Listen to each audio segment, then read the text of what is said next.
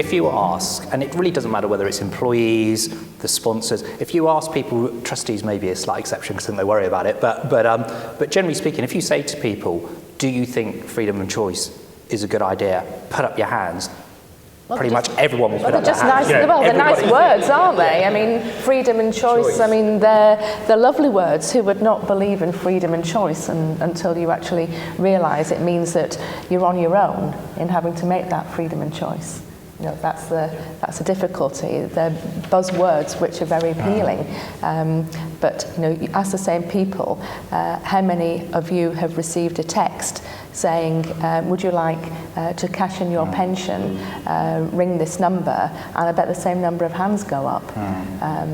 So that's a concern. It's a balancing act, in my view, between giving people freedom and choice and giving them the equipment and information that they need to exercise their freedoms. At the point that they can get some of this benefit, actually you do have some responsibility to make sure that your employees, your members are going through, I think, what the pension regulator would call a model retirement process. You know, you have a process there that they're going through. Now, if you know, clearly using PensionWise, maybe using organisations like ourselves, but there's a process that people can go through, because that does two things, and it's a win for everyone really. It's a win for the individual, the member, because hopefully they understand what the options are and they make appropriate choices, which in a lot of cases will mean they would just get more income in retirement. So that's clearly a win.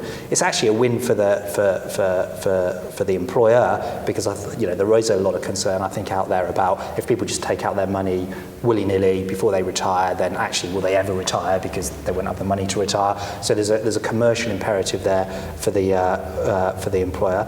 There's a win for the trustee, because at the moment I think trustees doing very little is the riskiest of all strategies they could possibly follow. So I think to have a model retirement process there would be a win. So there's been a few irresponsible headlines, you know, cash in your pension, use it as a bank account. And that actually, as far as a lot of people go, they think, great, I can do that.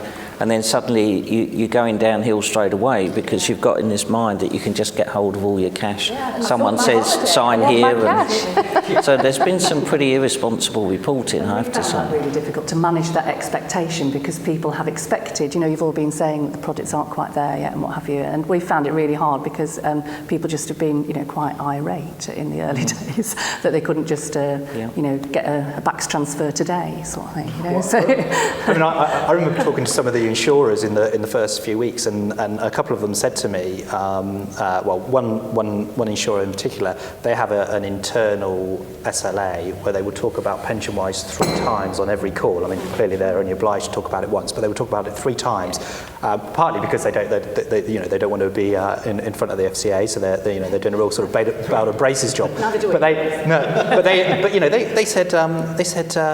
They said, this guy said to me, you know, people would call in and they were going, well, I just want my money. And then they'd be going through the process, going through all the risk warnings they have to do, talking about PensionWise.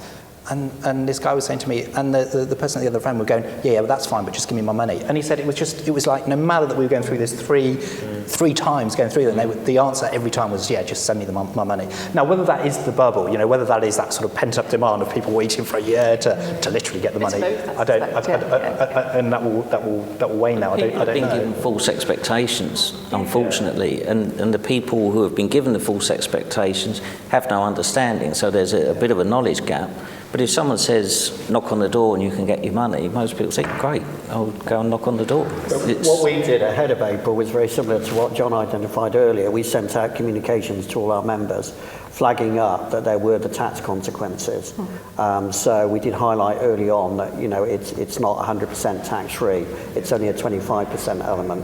And we did flag that up early to people. But it's partly a behavioural thing, isn't it? I mean, if someone's sat at home and they've got their, let's say, the Daily Mail, it could be anything, or they've got a technical document that's come from their pension scheme, what are they initially going to read? And that's the reality, and that's a cultural thing. You need to get people's mindsets changing. Another dimension for employers and this sort of freedoms is, and I think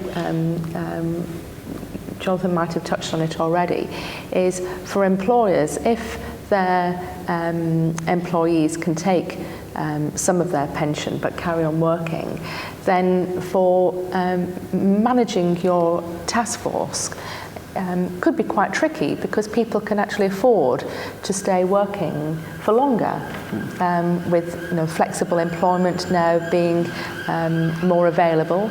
Then you could have a situation where your senior people are able to go on for longer, and it becomes a recruitment or promotion difficulties for some of your people in their sort of 30s and 40s, because people can work for longer.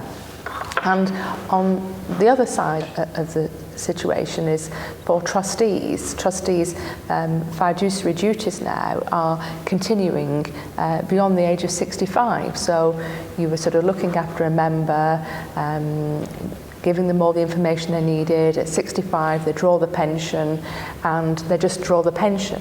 For most relationships with trustees and the members, that's it. Their benefits are being cashed, and that's it. But now the relationship with that member could continue for much longer, with them wanting to do different things with their pot, drawdown, lump sums and so on. So, the fiduciary duties of trustees are just extending. I think that could be a factor where some trustees will say, we don't want to do that. We want to offer the flexibilities, but we actually need a third-party consolidator to take on the responsibility for many of these actions. I agree. I think that's what, and we're starting to see that happening now. Is that because the initial thing was, well, what can we do in the scheme, and that seemed to be the answer. Then they realised that it was really quite difficult, costly, and the trustee had the responsibility. But they also realised that even if they could do it in the scheme and have full flexibility in the scheme, actually it wasn't really the right answer, because all those individuals had other pensions, had other savings, and they couldn't clearly do that within the scheme.